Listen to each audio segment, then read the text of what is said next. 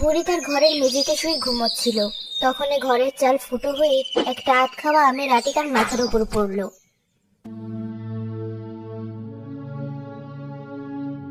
কে, কার এত বড় সাহস আমার বাড়িতে আমের আটি ছুঁড়ে মারে? আমার এত সুন্দর ঘুমটা ভেঙে দিল। দাঁড়া, তোদের সবাইকে দেখে নিচ্ছি এখনই।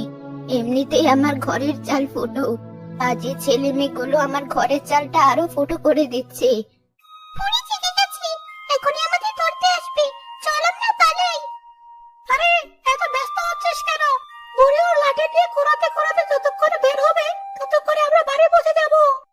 তা অবশ্য ঠিক বলেছিস, আস্তে ধীরেই যাই তবে, এত তাড়াহুড়ো করার কিছু নেই। না, আজ আর আমরা যাব না, আমরা বুড়ির সাথে আরো মজা নেব। 2 দিন পর পরই তো মজা নেই আমরা বুড়ির সাথে, আবার কি মজা? দাঁড়া, বুড়ি বের হোক, তারপর দেখাচ্ছি। শোন, তুই বাম পাশের ঝোপটাতে লুকিয়ে থাকবি, আর আমি ডান পাশের ঝোপে।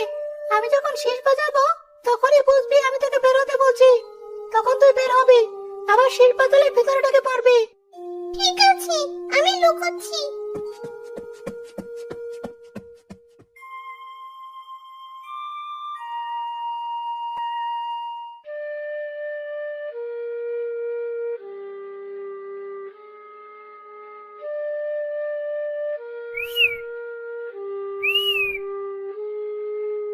তুই আমার চালে ঢিল ছুঁড়েছিলি তাই না? দাঁড়া, তোকে দেখাচ্ছি। ওই তো রাজু আবার শেষ বাজিয়েছে। যাই, আমি ঝোপের ভিতর লুকোই আবার। আহ, আমার গায়ে ঢিল কে ছুড়লো? ওদিক থেকে শীষ বাজানোর শব্দ শুনলাম। আরেক বানর মনে হয় ওখানে লুকিয়ে আছে। যাই, আগে ওটাকে ধরি। রাজু আবার শীষ বাজিয়ে আমাকে বের হতে বলছে। যাই, আমি বের হই। এই যে বুড়ি, আমি এখানে, পারলে ধরো আমাকে। ওই বজ্জাত মেয়েটা আবার সামনে এসেছে। যাই, ওকে আগে ধরি। যেটা লুকিয়ে আছে ওটাকে পরে ধরা যাবে। আমাদের কাউকে ধরতে পারবে না তুমি বুড়ি। দাঁড়াও, এবার আরো বড় একটা ঢিল ছুড়বো তোমার গায়ে। আহ, আমার মাথাটা ফাটিয়ে দিল বাজে ছেলে মেয়েগুলো। কি এমন পাপ করেছিলাম আমি যে সৃষ্টিকর্তা আমাকে এভাবে শাস্তি দিচ্ছে? শেষ বয়সেও একটু শান্তিতে থাকতে পারি না। এই সেমি, বেরিয়ে আয়। এই বুড়ি আর আমাদেরকে ভয় দেখাতে পারবে না। খুব ভালো কাজ করেছি না আমরা? এরপর আর লাগতে আসবে আমাদের পিছে? না না, আমি আর কারো পিছে লাগতে যাব না। ভুল হয়ে গেছে আমার। তোদেরকে কতবার আমি ভালো মতো বুঝিয়ে বলেছি যে আমার চালে ঢিল ছুড়িস না তোরা। আমি গরিব মানুষ, কোন রকম খেয়ে পরে বেঁচে থাকি। এত টাকা কোথায় পাবো ভাঙা চাল ঠিক করার? তোরা আমার কথা শুনতি না বলে ভয় দেখাতাম। শুনবো না আমরা তোমার কথা, কারণ এভাবে খেলে আমরা মজা পাই। আজ তোমার মাথায় ব্যথা পেয়েছো, কাল হয়তো অন্য কোথাও ব্যথা পাবে। তাই শান্তিতে থাকতে চাইলে আমরা যা করছি চুপচাপ মেনে নাও। আমাদের সাথে লাগতে এসো না, তোমার ভালো হবে না। ঠিক আছে, কি আর করার আমার। এমনিতেই বর্ষাকালে বৃষ্টির পানি দিয়ে আমার পুরো ঘর ভেসে যায়। এখন তো মনে হয় আমিও পানির সাথে। তার উপর কালবৈশাখীর দিন এখন, ঝড়ের বাতাসের সাথে আমিও হয়তো উড়ে যাব। উড়লে উড়বে, তাতে আমাদের কি আসে যায়? এই সিমি, চল, বুড়িকে উচিত শিক্ষা দিয়েছি আজ। আর আমাদের পেছনে লাগতে আসবে না, আর আমরাও যত মন চায় প্রাণ ভরে খেলতে পারবো। ঠিক আছে, চল।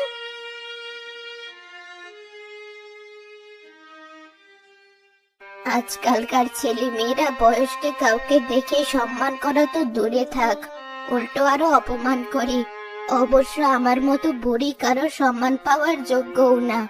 যাই, মাথায় একটা কাপড় বেঁধে মুরগিগুলো ঘরে তুলি। বুড়ি মুরগিগুলো খুপিতে তুলে রাতে ঘুমাতে গেল।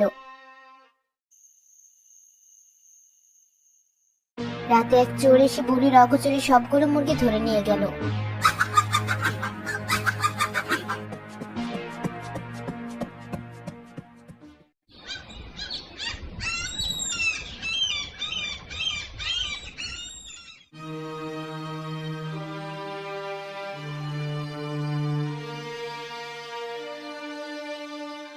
ও মা বুড়ি, তোমার কপালে কি হয়েছে? আর এখানে এভাবে বসে বসে মাথা চাপড়াচ্ছ কেন?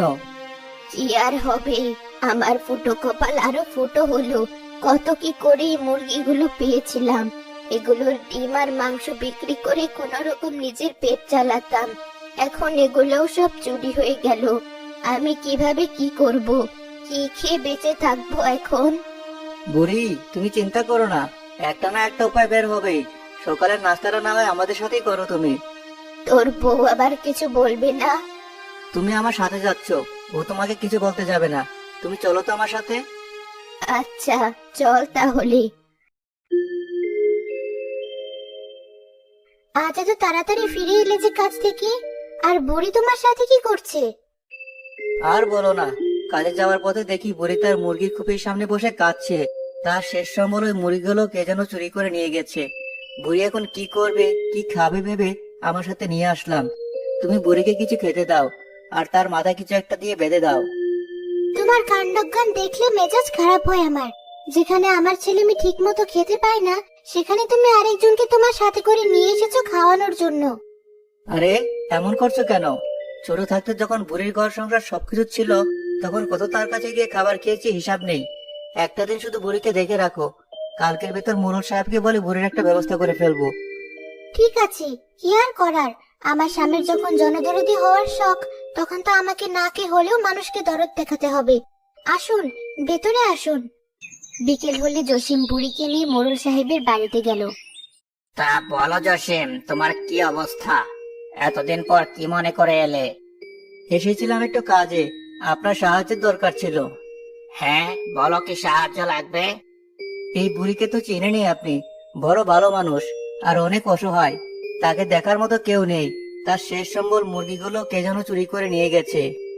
বড় দুঃখের বিষয়। এখন আমি কি করতে পারি?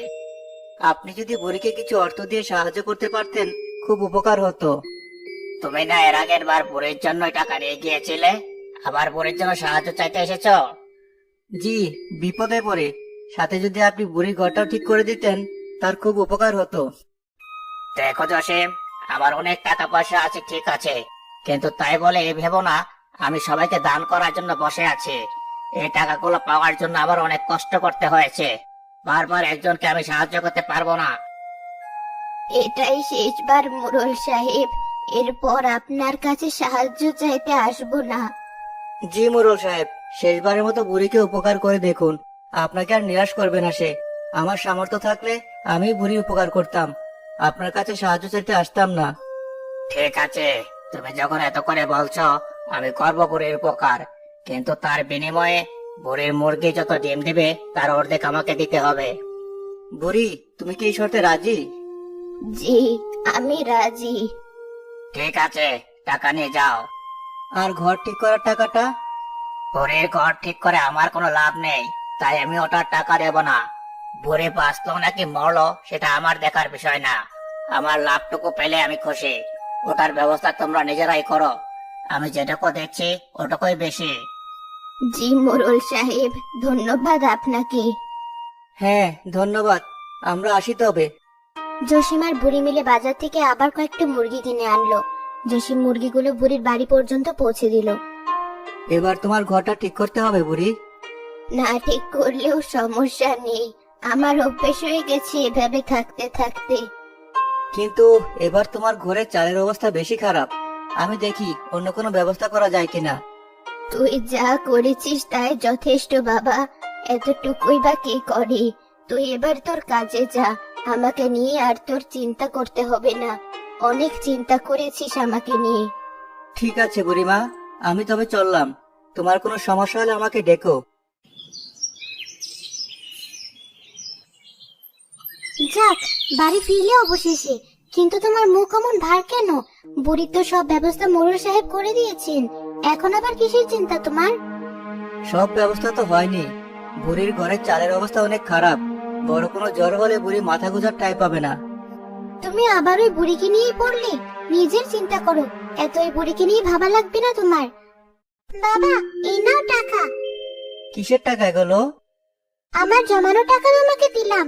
ওই বুড়ির বাড়ির পাশে বড় আম গাছটা থেকে কত আম পেড়ে খেয়েছি আমরা, কিন্তু বুড়ি কখনো আমাদের উপর রাগ করেনি বা আমাদেরকে বকেনি। উল্টো আরো তার গাছের আম পাড়তে সাহায্য করেছে। আমিও দেখেছি বুড়ি কিভাবে তার ঘরে রোদ বৃষ্টি আর ঠান্ডার ভিতর কষ্ট করেছে, তাই আমি আমার জমানো টাকাগুলো দিচ্ছি। বুড়ি যেন তার ঘরে নতুন চাল লাগাতে পারে। বাবা, এই যে আমার টাকাগুলো তুমি নাও। আমরা ছাড়া বুড়ির আর কেই বা আছে, তাই আমরা চাই আমাদের সাধ্যমতো বুড়িকে সাহায্য করতে। তুমি আমাদেরকে শিখিয়েছো অন্যের বিপদে সবসময় সাহায্য করতে। তোরা তাহলে সঠিক শিক্ষাটাই পেয়েছিস আমার কাছ থেকে। আমি সত্যি তোদের নিয়ে অনেক গর্বিত। এত অভাবের মাঝে তোদের কষ্ট করে জমানো টাকাগুলো বুড়ির জন্য দিয়ে দিচ্ছিস। তোমরা বুড়িকে সাহায্য করতে চাইলে আমি একা কিভাবে বসে থাকি? এই নাও, আমার জমানো টাকাগুলো তোমাকে দিলাম। এই টাকাগুলো দিয়ে বুড়ির ঘরে নতুন চাল হবে। হ্যাঁ হ্যাঁ, হবে। বুড়ির ছোট ঘরের চাল এই টাকা দিয়েই উঠে যাবে। জসিম বুড়ির ঘরের জন্য নতুন চাল কিনে নিয়ে গেল। বুড়ি নতুন চাল দেখে অবাক হয়ে গেল। এটা কোত্থেকে কার জন্য কিনে আনলি জসিম? তোমার জন্য কিনে এনেছি, আর কার জন্য কিনে আনবো? কিন্তু এত টাকা কোথায় পেলি তুই? সুদে ধার নিসনি তো আবার? ও নিয়ে তুমি চিন্তা করো না বুড়ি। আমার ছেলে মেয়ে তাদের জমানো টাকা আমাকে দিয়েছে তোমার ঘরে চাল ঠিক করার জন্য। এমনকি রাশিও আমাকে টাকা দিয়েছে তোমার ঘরে চাল ঠিক করার জন্য। বলিস কি, তোদের এত কষ্ট করে জমানো টাকা আমার জন্য খরচ করলি, কিন্তু আমি তো তোদেরকে এর বিনিময়ে কিছুই দিতে পারবো না। দিতে হবে না কিছু আমাদেরকে। তোমার ঘরের চালের বদলে আমার ছেলে মেয়েকে তোমার গাছের আম খেতে দিও, যেমনটা সবসময় দাও। আচ্ছা দেব, যত মন চায় তত আম নিয়ে যাস তোরা। তাহলে তোমার ঘরে নতুন চাল লাগানোর কাজ শুরু করে দেই। আজ থেকে তোমার এই ভাঙ্গা চালের নিচে কষ্ট করে থাকা বাদ।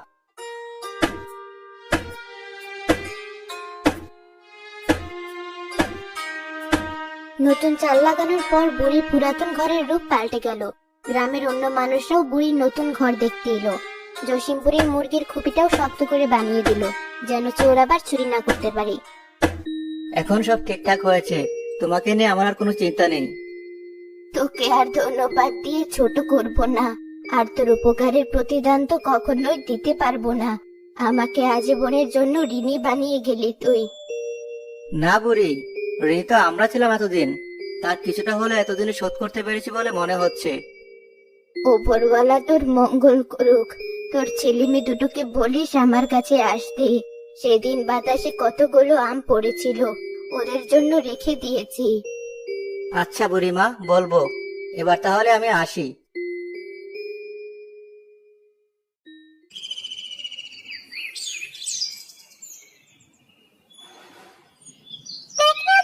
বুড়িয়ার ঘরে নতুন চাল লাগিয়েছি, আমরা আর তার চালে ঢিল দিয়ে খেলতে পারবো না।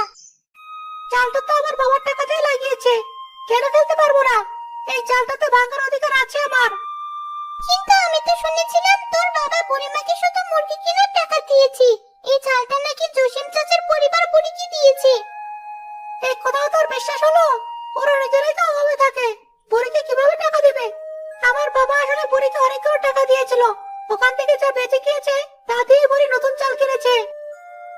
এতক্ষণে বুঝলাম আসল ঘটনা। চল, বুড়ি নতুন চালটা ভেঙে দিয়ে আসি।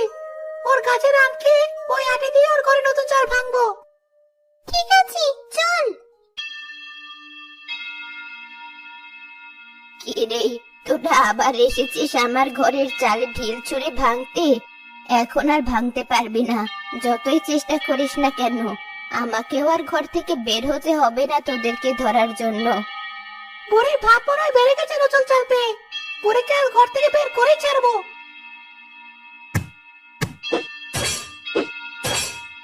অনেক হয়েছে রাজু, সন্ধ্যা হতে চললো প্রায়।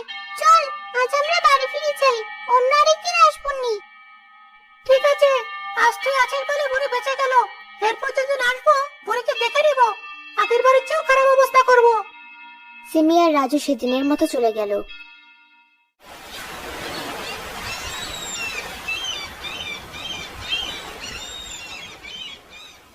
কিছুদিন পর তারা আবার বুড়ির বাড়ির সামনে এসে হাজির হলো, বুড়ির গাছের সব আম চুরি করার আর বুড়ির নতুন চাল ভাঙার উদ্দেশ্য নিয়ে। ওই যে ওই ডালে অনেকগুলো আম আছে, ওগুলোও পেড়ে ফেল। আচ্ছা, পারছি। দেখ, আকাশ হঠাৎ কেমন কালো হয়ে আসছে, ঝড় আসবে মনে হয়। ও কিছু না, একটু পরে ঠিক হয়ে যাবে।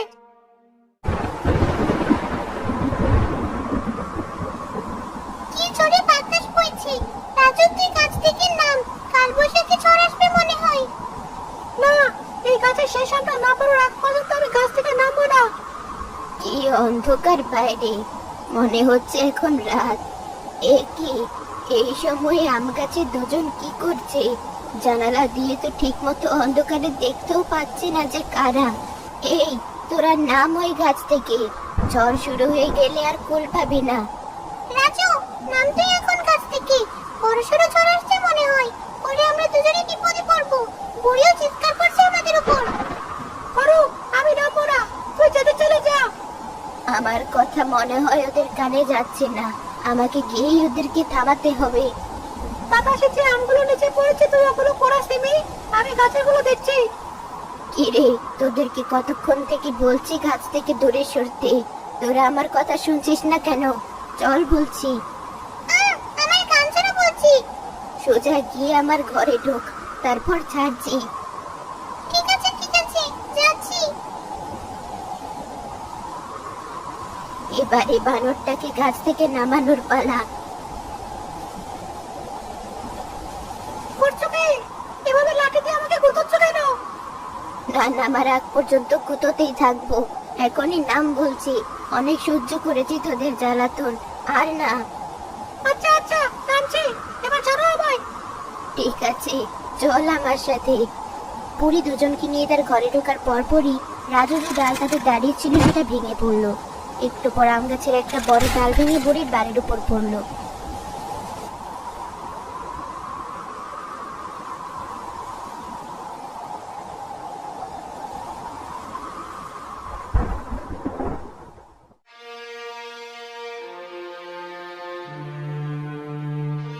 কি বললে? আমার ছেলে কোনো খোঁজ পাওয়া যাচ্ছে না। এই ঝড়ের ভেতর কোথায় গেল? বড় সাহেব, আপনার ছেলেকে বুড়ির আম গাছের কাছে যেতে দেখেছিলাম শেষবারের মতো। আম করাতে গিয়েছিল বোধ হয়। ঝড় বৃষ্টি কমেছে এখন, চলো আমরা ওকে গিয়ে নিয়ে আসি এখন। ওর মা চিন্তা করছে খুব। কিন্তু মোড়ল সাহেব, একটা খারাপ সংবাদ আছে। ঝড়ে বুড়ির আম গাছটা অনেকখানি ভেঙে পড়েছে, এমনকি বুড়ির বাড়িটাও ভেঙে গেছে। রাজু বাবা ঠিক আছে কিনা? আর তুমি এখনো দাঁড়িয়ে দাঁড়িয়ে আমাকে এই ঘটনা বলছো? তাড়াতাড়ি চলো, দেখতে হবে আমার ছেলে ঠিক আছে কিনা। তোরা ঠিক আছিস তো? ভয় পাস না, আমি তোদের সাথে আছি। বুড়ি, আজ তুমি না থাকলে যে আমাদের কি হতো? আমি আর কখনো তোমার ক্ষতি করার চেষ্টা করব না বুড়ি, আমাকে ক্ষমা করে দাও। এই যে মোড়ল সাহেব, এদিকে আসুন। বুড়ির ঘরের ভেতর থেকে গলার আওয়াজ পাওয়া যাচ্ছে। দরজাটা ধাক্কা দিয়ে খোলো।